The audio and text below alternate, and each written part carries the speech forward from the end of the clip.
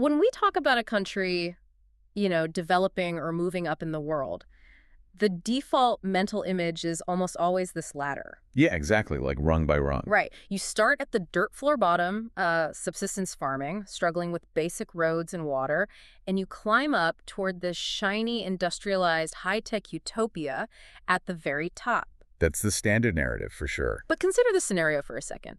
What if a country spends decades frantically climbing that ladder, just pouring all its resources into moving up, but in the process of generating all the energy and wealth required for the climb, they essentially set fire to the ladder itself. And the entire ecosystem surrounding it. Exactly. So have they actually moved up, or have they just engineered, a highly complex, statistically impressive free fall? Wow. Yeah, that really captures the core tension of modern global economics right there. Right. Because we've somehow managed to decouple our metrics for success from the actual physical, biological reality of the planet that, allows us to exist in the first place. We just look at the numbers going up. Exactly. We meticulously track the upward trajectory of the climb, but we've historically completely ignored the smoke filling the room, until it becomes unbreathable, of course. And that brings us to the specific anomaly we are unpacking in today's deep dive. We're looking at a nation that, by almost all conventional measurements, is struggling near the very bottom of that traditional ladder. Gambia. Gambia. Currently, it ranks 179th out of 193 countries globally for basic human development. Which is obviously a very tough position to be in. It is, but, and this is the hook, this is the paradox, when we shift the lens to what we might call the future survival race, looking at environmental sustainability and ecological balance, Gambia is absolutely lapping the so-called advanced world. Yeah, they really are. The traditional narrative of who the honor student of human progress is gets completely inverted here. It does. And to understand how a nation ranked 179th can simultaneously hold the blueprint for ecological survival, we really have to look at the long game. The really long game. Right. So we are working with a massive 33-year longitudinal data set. This covers everything from 1990 all the way to 2023. That's a huge chunk of time to analyze. It's incredible data. We're running a cross-dimensional analysis, basically contrasting the global average trajectories against this singular, highly paradoxical case study of Gambia. And we aren't just looking at basic wealth. No, not at all. We're tracking the HDI, the Human Development Index. Yeah. But we're also bringing in the Gender Development Index, the GDI, plus the Gender Inequality Index, or GII. You've got a lot of acronyms today. We do. We also have the Inequality Adjusted Numbers, the IHDI, the Multidimensional Poverty Index, the MPI, and crucially the big one, the Planetary Pressures Adjusted HDI, the PHDI. Okay, so before we get lost in the alphabet soup of indices, I want you, the listener, to think about how you measure your own personal trajectory. That's a great way to frame it. Because, if you solely track your checking account balance, you might project a narrative of absolute success. Right. Line goes up, everything is great. Exactly. But if doubling that balance requires chronic sleep deprivation, alienated relationships, and a stress level that essentially guarantees an early burnout, your quote-unquote development is an illusion. You are wealthy, but you are not well. Boom! You are wealthy but not well. We're taking that exact analytical framework and applying it to the entire human race over a 3-decade timeline. And the value of this data set is that it forces us to look at the actual mechanics of progress rather than just the surface-level scores. So what's the roadmap for this deep dive? We'll examine the baseline global march upward, dissect the hidden friction of inequality, and ultimately reevaluate what it actually means to be a developed nation in an era of strict ecological limits.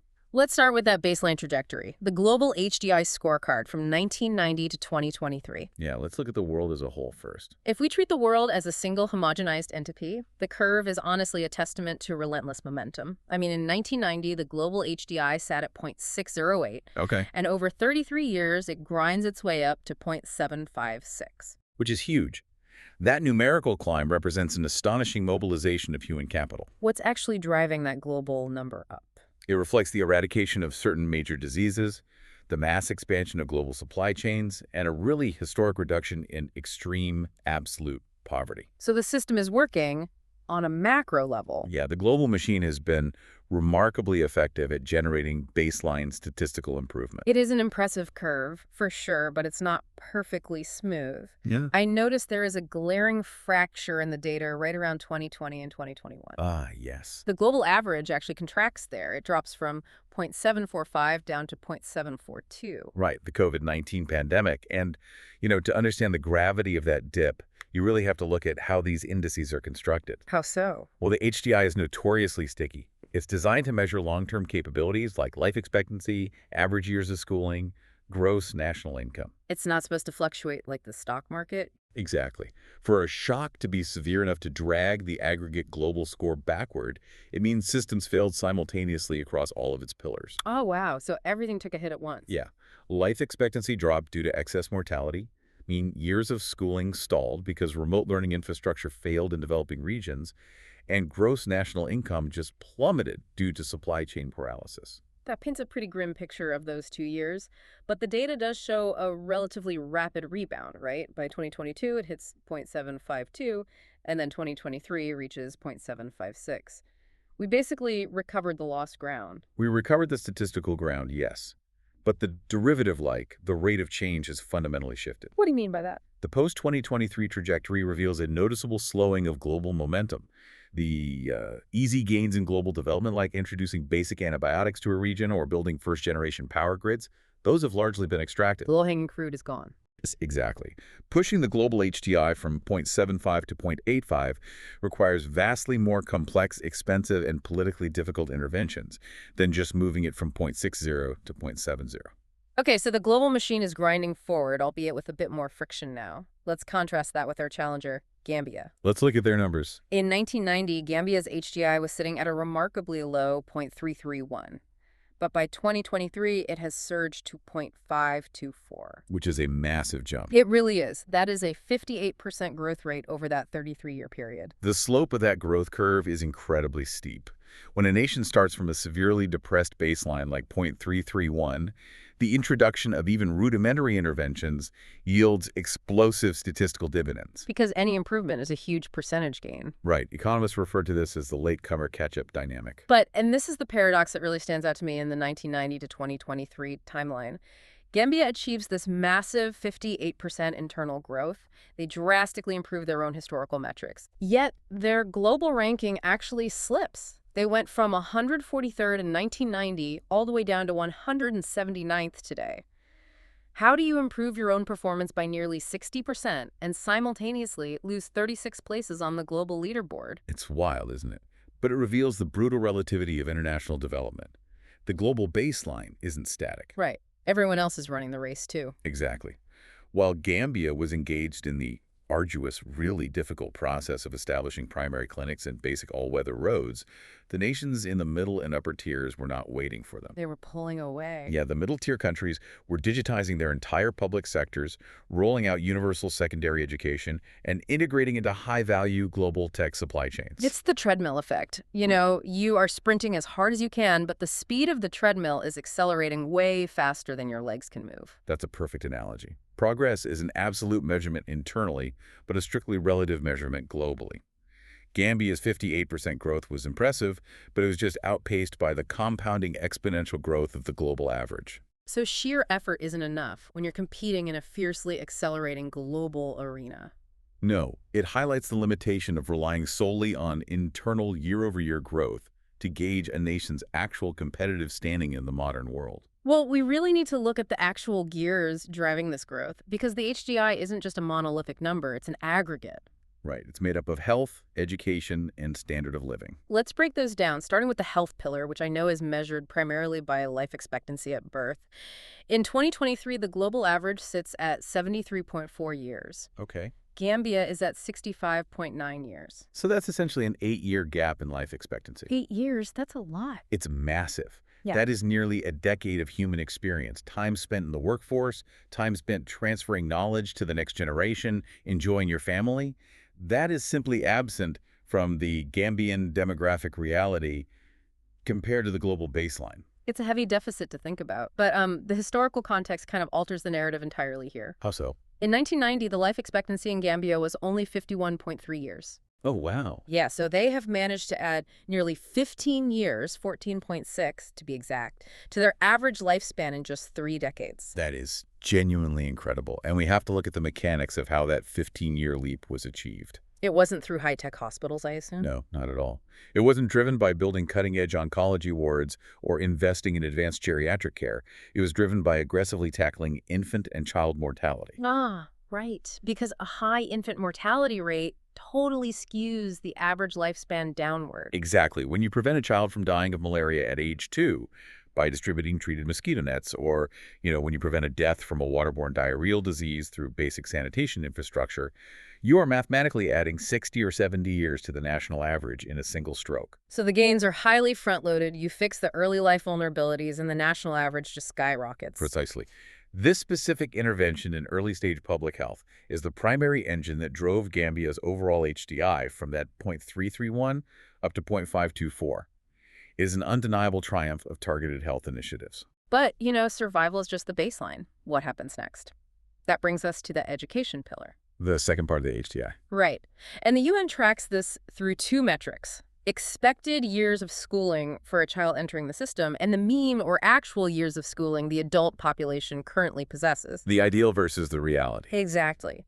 Globally, the expectation is 13 years, and the reality is about 8.8 years. Okay. But in Gambia, the expectation is 9 years, and the mean reality is a staggering 4.7 years. 4.7 years. That means the average adult in the population has not even completed a basic primary education. Yeah. Although, to be fair, in 1990, the mean was just 1.4 years. So reaching 4.7 is actually a 2.3 times multiplier. That is true. The surface area of educational access has expanded significantly since 1990, but the depth is severely lacking. So let's talk about the mechanics behind that gap.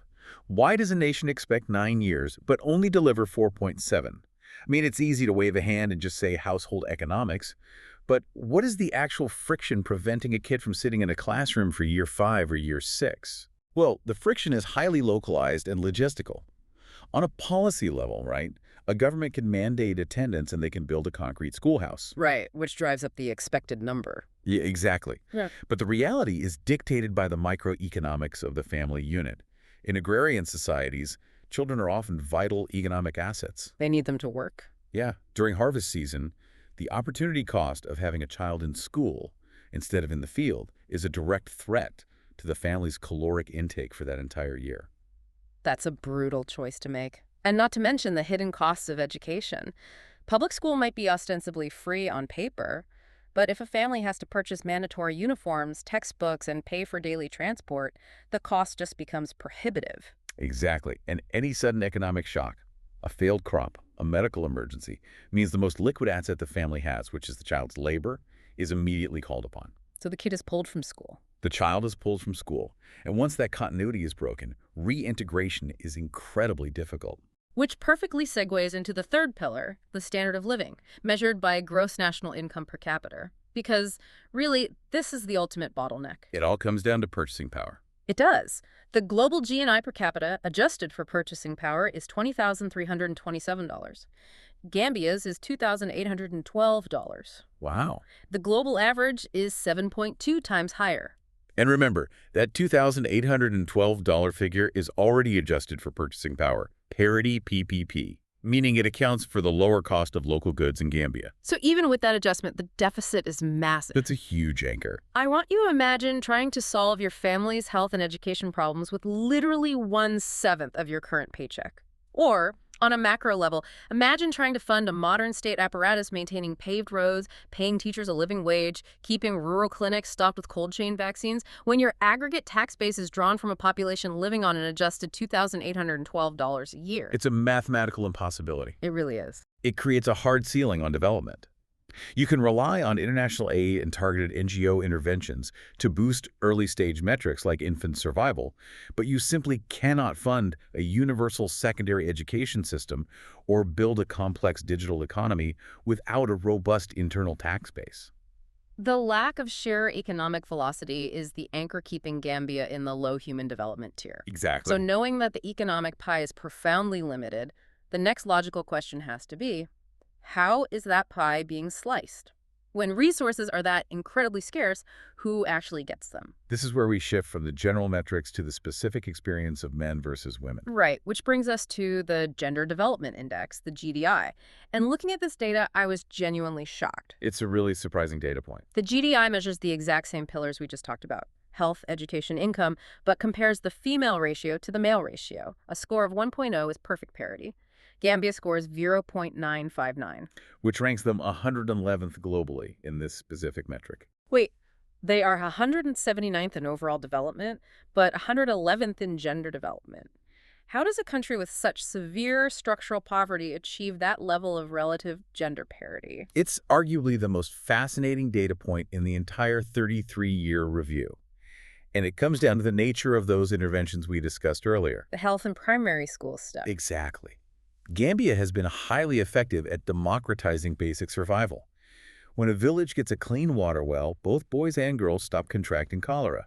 When a national vaccination campaign rolls out, the doses are administered relatively equally. That makes sense. Yeah, at the absolute foundational level of human capability, living past age 5, getting a seat in a primary school classroom. The resources, however scarce they are distributed with remarkable symmetry between men and women. They are a classic low-income, high-equality potential. But, knowing that women and men have roughly equal access to the absolute basics makes you wonder what happens when they try to move beyond the basics. Because if they're equal at the starting line, why does the data look so grim further down the track? When we shift from the GDI to the GII, the Gender Inequality Index, the narrative just shatters. This is where we must distinguish between capabilities and empowerment. What's the difference? The GDI measures whether a woman has the capability to survive and to read. The GII measures whether she has the structural empowerment to actually shape her society and control her own biology. And the GII data for Gambia is severe. We're talking about the invisible shackles of growth here.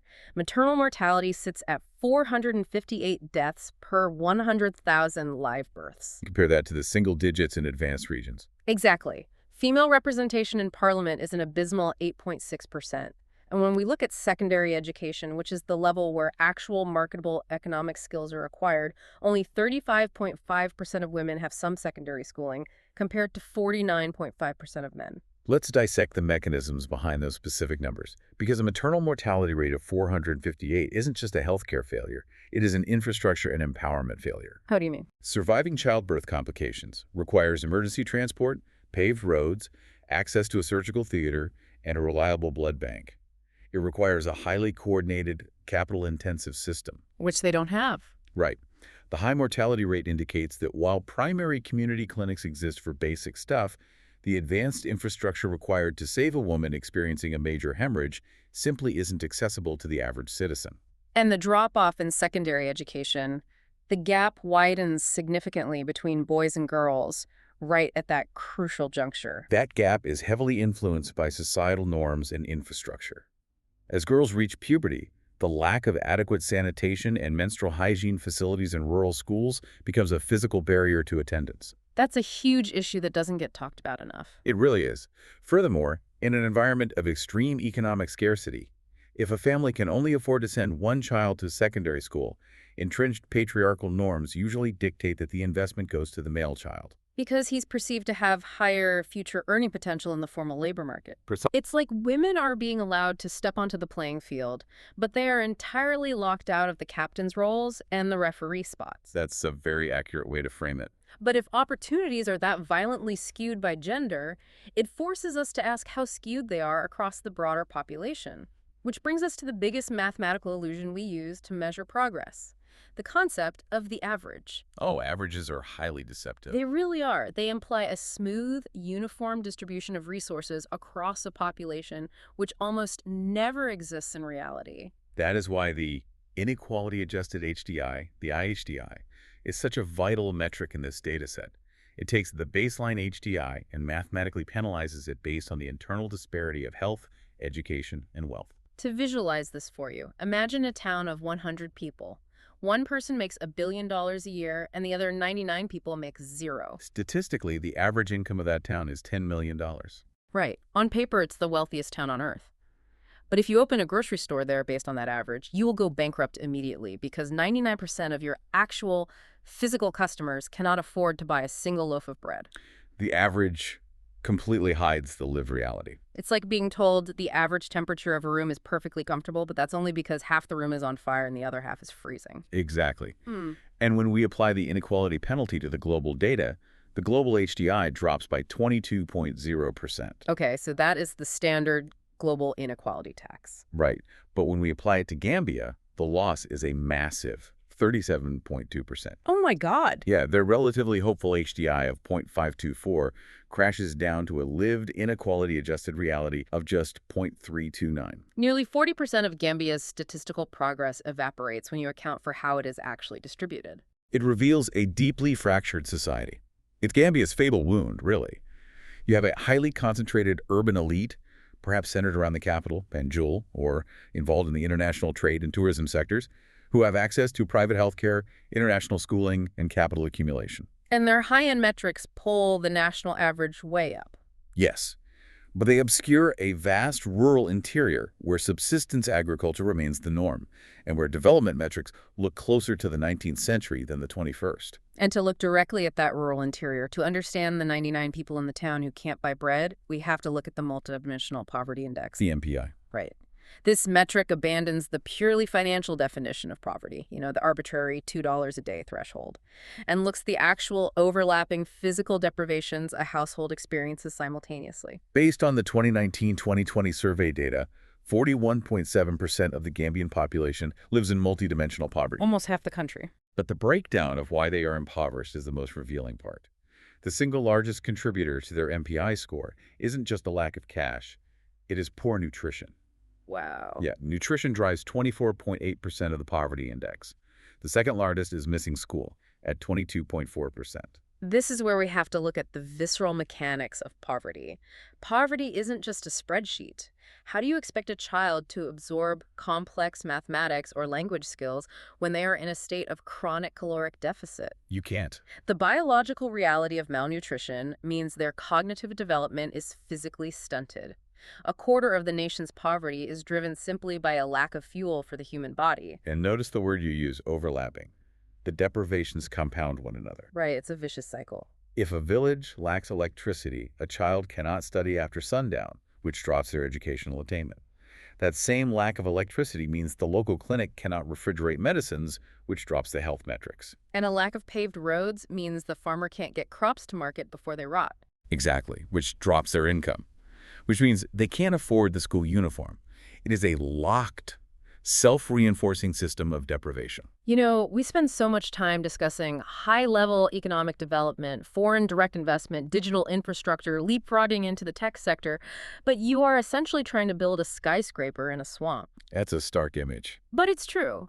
If nearly half your population lacks basic caloric security and the literacy to follow a written instruction, any advanced economic architecture is going to sink. It completely dictates the required sequence of development. You cannot bypass agricultural and nutritional security.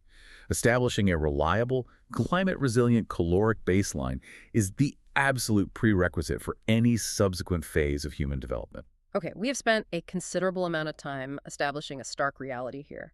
Gambia is wrestling with immense structural anchors, severe internal inequality, widespread multidimensional poverty, and a massive deficit in purchasing power. Yes, the challenges are immense. If we play by the traditional rules of the global development game, they are losing. They are. But what if the rules of the game are fundamentally flawed? And this is the pivot that entirely changes the context of our 33-year data set, the planetary flip. We've spent decades defining a developed nation by looking at how much they consume, how rapidly they build, and how intensely they extract resources. We reward high-velocity accumulation. Exactly. But in the 21st century, the bill for that accumulation has come due. Enter the Planetary Pressures-Adjusted Human Development Index, the PHDI. The PHDI is a brilliant, totally disruptive metric. It takes a nation's traditional HDI score and applies a mathematical penalty based on two specific ecological factors: their carbon dioxide emissions per capita and their material footprint per capita. It quantifies the ecological violence required to achieve a nation's standard of living. Exactly. And when you apply this penalty to the highly industrialized world, the results are devastating. The global average HDI drops by 10.1%. 10%. Decades of Western progress are wiped out mathematically because that progress was fueled by planetary degradation. But when you apply that same penalty to Gambia, their score only drops by 1.9%. Just look at the raw physics of it. The average global citizen emits 4.5 tons of CO2 annually. A Gambian citizen emits 0.26 tons. Wait, the global average is emitting 17 times more carbon per person. 17 times more, yes. Okay, I have to offer some heavy pushback here because we risk falling into a very dangerous trap. Right. Are we just romanticizing poverty? I mean, if Gambia's carbon footprint is 0.26 tons, primarily because 40% of their population lacks the electricity to turn on a light bulb, or the industry to process raw materials, then a low PHDI penalty isn't an indicator of ecological success. It's just a poverty heat map in disguise. That is a very fair point. Right. We can't praise a nation for being green if they are only green because they are, frankly, starving. Is Gambia environmentally friendly by design or just by default because they lack heavy industry? That is the essential critical counterargument. And you are entirely correct that Gambia's low emissions profile is currently a symptom of default, not of deliberate, high-tech, sustainable design. They are low carbon because they are unindustrialized. Right. However, recognizing that fact does not invalidate the profound implications of the PHDI. Regardless of the reason, the reality is that the metric forces us to confront a deeply uncomfortable truth about the global north. Which is? The advanced nations have essentially subsidized their high HDI scores by taking out massive, unpayable ecological loans against the planet's atmosphere. So the wealth of the West is essentially built on a fraudulent accounting system. Right. We counted the profits but hid the liabilities off the balance sheet. Exactly. Traditional, highly ranked development correlates almost perfectly with high pollution. The global north achieved its health and education metrics through a century of unrestricted carbon combustion. And now, the atmosphere is saturated. It's full. If Gambia, or any developing nation, attempts to climb the ladder using the exact same carbon-heavy blueprint the West used, the ecological systems we all rely on will collapse. Which means Gambia is facing a development paradox that the West never had to deal with. They have to raise their HDI from 0.524 to 0.880, but they have to do it without burning coal, without deforesting their land, and without expanding their material footprint in a destructive way. It is an unprecedented dual mandate. Yeah. But, and this is where the optimism of the PHDI comes in, Gambia's current lack of heavy legacy infrastructure can actually be leveraged as a massive counterintuitive advantage. Because they don't have to tear down the old stuff. Exactly. They do not have to spend trillions of dollars decommissioning a massive entrenched fossil fuel grid because they haven't built one yet. They have a blank slate. That's a really interesting way to look at it. They have the theoretical opportunity to leapfrog the dirty extractive phase of the 20th century entirely and build a localized, renewable, energy-driven economy right from the ground up. It completely redefines the hierarchy of progress. In the future survival race against climate change, their ecological cleanliness is an asset.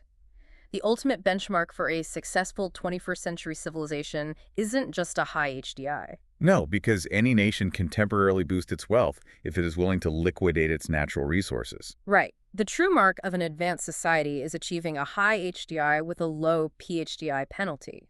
It is the ability to generate profound human well-being without triggering biological collapse. And right now, no nation has truly solved that equation. Think about it. The developed world has high well-being coupled with high planetary destruction. Gambia has low well-being coupled with near zero planetary destruction. They're inverse reflections of the exact same global dilemma. Precisely. Let's pull all of this together and look at the final 2023 Global Dashboard Showdown. A quick recap of the world versus Gambia. Let's do it. In sheer accumulation, the baseline HDI, the world sits at 0.756 and Gambia at 0.524. The world is significantly wealthier and healthier on average. But when we look at the internal distribution, the inequality loss, the world loses 22%, while Gambia suffers a devastating 37.2% contraction. The wealth they do have is fiercely guarded by a fraction of the population. A massive challenge for them. And finally, the planetary loss. The world sacrifices 10.1% of its progress to environmental damage, while Gambia loses a mere 1.9%. Synthesizing this 33-year longitudinal data leaves us with a very clear, urgent roadmap. What's the ultimate lesson here? Well, Gambia's immediate internal imperatives are undeniable. They must rapidly upgrade their physical and medical infrastructure to drive down that horrific maternal mortality rate. They have to rethink the microeconomics of their education system to bridge the gap between expected and actual schooling. And fix that inequality. Yes, they must aggressively dismantle the systemic inequality that leaves over 40% of their citizens trapped in overlapping multidimensional poverty. Right, because a light ecological footprint is a pretty hollow victory if it comes at the cost of human suffering. Exactly. But simultaneously, their trajectory offers crucial structural lessons for the rest of the globe. Their surprising ability to democratize basic survival, reflected in their high gender development index, proves that extreme wealth is not a strict prerequisite for baseline equity. That's a huge takeaway. And more importantly, their position on the planetary pressures index forces the advanced world to look in the mirror. It proves that the ladder of development, as currently constructed by the West, is fundamentally combustible. It's burning down. True. Enduring development can no longer be defined by the mindless accumulation of capital and carbon. It must be a win-win, a balanced equation that secures human dignity while maintaining the physical integrity of the Earth. Which brings me to a final provocative thought for you to carry with you. We've spent this entire hour acting as auditors, microscopically grading the progress of a nation and the global collective. We have. But I want you to turn that analytical lens inward. Look at your own life and the specific metrics you use to measure your own success. That's a tough mirror to look into. Are you defining progress by what you consume or by what you sustain? If we graded your life by the planetary pressure index, if we rigorously calculated the unseen toll your ambition takes on your physical health, your mental bandwidth, and the people around you, would your adjusted score hold up? Would you look like the destructive, heavily penalized global average? Or would you find a way to balance the climb?